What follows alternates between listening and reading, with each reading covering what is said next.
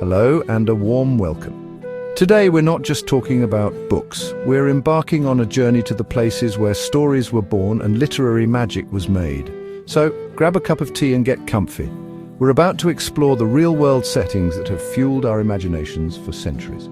From ancient libraries to the rooms where literary giants wrote, we'll visit destinations every book lover must see. Ready? Our literary adventure starts now. Our first stop is the British Library in London, a true kingdom of the written word. This isn't your average library. The moment you step inside, you're surrounded by millions of stories whispering from every corner. The King's Library, a glass tower filled with King George III's collection, stands at the heart, a glowing pillar of wisdom. Here you'll find treasures that shaped history, the Magna Carta, a document that changed the world. In the Sir John Ritblat Gallery, you'll see a Gutenberg Bible, one of the first books ever printed. The impact of these artifacts is staggering. You're witnessing revolutions in thought and creativity. Shakespeare's first folio is here too, the very book that gave us some of the most iconic lines in English. There are handwritten Beatles lyrics, Leonardo da Vinci's notebooks, and more. Reminders that creativity starts with a simple act. Each artifact is a direct link to the minds that shaped our world.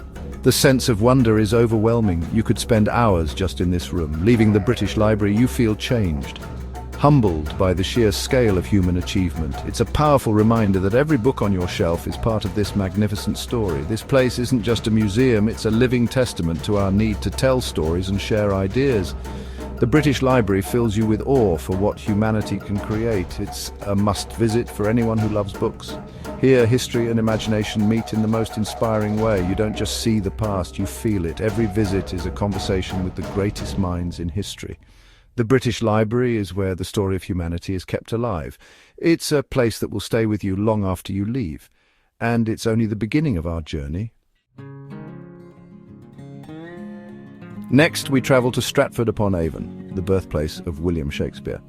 The house on Henley Street is humble yet magical. These creaking floorboards once echoed with the footsteps of a young Shakespeare. You're not in a replica, you're in the very room where a literary giant was born. Moving through the house, you see his father's glove-making workshop and the world that shaped Shakespeare's understanding of humanity. The bedroom where he was likely born is a powerful, grounding space. Outside, the garden is filled with flowers and herbs from his plays, a living library of his work. Guides share stories and point out signatures of famous visitors etched into the glass. The whole town breathes his legacy, from Hall's Croft to his grave at Holy Trinity Church. Standing by his grave, you feel the weight of his story and the finality of his journey. Leaving Stratford-upon-Avon, you've walked in Shakespeare's footsteps and felt the spirit of the place that shaped him. His genius becomes real, personal, and alive. This journey turns a legendary name into a living, breathing person. It's a kind of magic only found here. You leave with a deeper connection to his work. The experience lingers, making his plays and sonnets even more vibrant. Stratford-upon-Avon is a pilgrimage every book lover should make. Now we cross the Atlantic to Washington, D.C. and the Library of Congress, a palace of knowledge and democracy. The Great Hall stuns with its soaring ceilings, mosaics and marble columns, a true cathedral of ideas. Every wall is inscribed with wisdom, celebrating the world's greatest thinkers. Peering into the main reading room, you witness the quiet engine of American intellect at work. The Library of Congress is the largest in the world, holding over 170 million items from ancient maps to comic books. Among its treasures is Thomas Jefferson's personal library, the collection that helped restart the library after the War of 1812. Seeing Jefferson's books is a personal connection to a founding father's mind. There's also a Gutenberg Bible, symbolizing the journey of ideas across centuries and continents. This place is more than a library, it's the memory of a nation. Visiting fills you with hope and pride in our collective quest for understanding. The Library of Congress unites us through stories and knowledge. It's a must-see for any book lover. Here, history, democracy, and imagination converge. The experience is both civic and emotional. You leave inspired by the power of ideas. The Library of Congress is a true American treasure, and our journey continues. Next, we head to Haworth in West Yorkshire, home of the Bronte sisters. The landscape is wild and haunting, the moors that inspired Wuthering Heights and Jane Eyre. The Bronte Parsonage Museum stands on the edge of a graveyard, its rooms preserved with the family's belongings. The dining room is especially moving. The sisters gathered here, sharing their work and creating worlds. You see Charlotte's tiny dress, Emily's paint box, and their childhood miniature books, evidence of early genius. Each object tells a story of creativity and resilience. After exploring the house, you must walk the moors toward Top Withens, the inspiration for Wuthering Heights. The wind and landscape make you feel the wildness at the heart of their novels. Leaving Haworth is bittersweet, admiration for their talent, sadness for their struggles. You gain a deeper understanding of their work and the world that shaped them. The Bronte Parsonage is haunting and inspiring. It's a place where imagination and reality meet. The moors are a living character in their stories. This visit stays with you long after you leave. The Bronte's legacy is alive in every stone and gust of wind. It's a pilgrimage for every lover of classic literature. Now to Paris and the legendary Shakespeare and Company bookshop. Nestled across from Notre Dame, its green and yellow facade welcomes dreamers from around the world. Inside, books are piled everywhere, chaotic, magical, and inviting you to get lost. Upstairs, the reading library is filled with armchairs, a piano, and beds for the tumbleweeds, aspiring writers who stay in exchange for work and reading. The shop is alive with creative energy.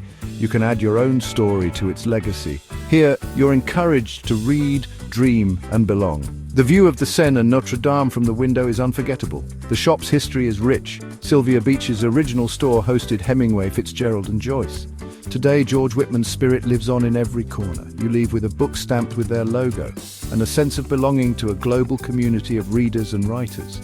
Shakespeare and Company is more than a shop. It's a living story. It reaffirms the power of books to connect and inspire. The atmosphere is bohemian, rebellious, and utterly unique.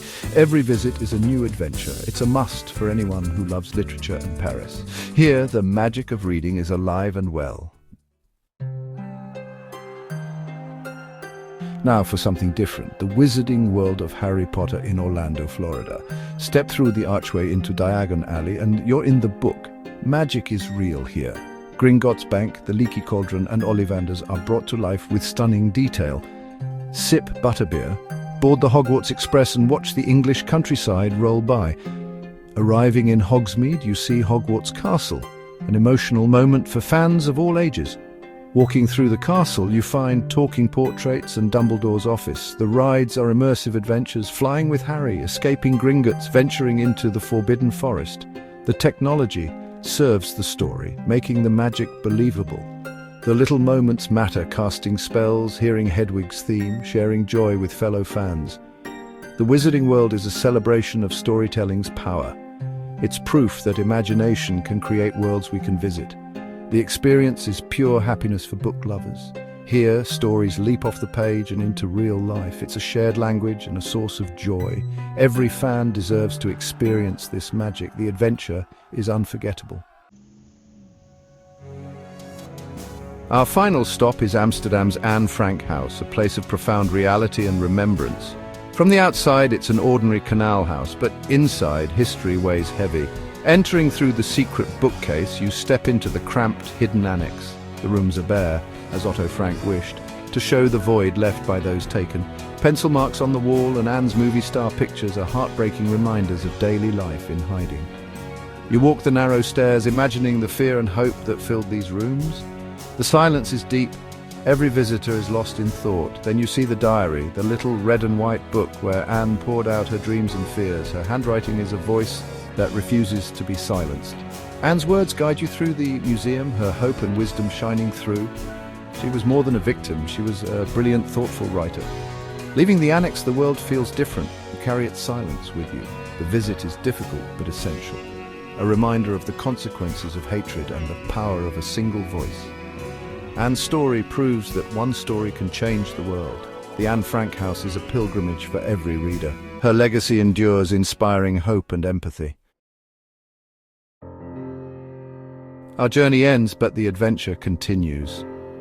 From London to Amsterdam, we've walked in the footsteps of giants and visited places where magic was made. If you've been inspired, Consider subscribing and joining our community of book lovers.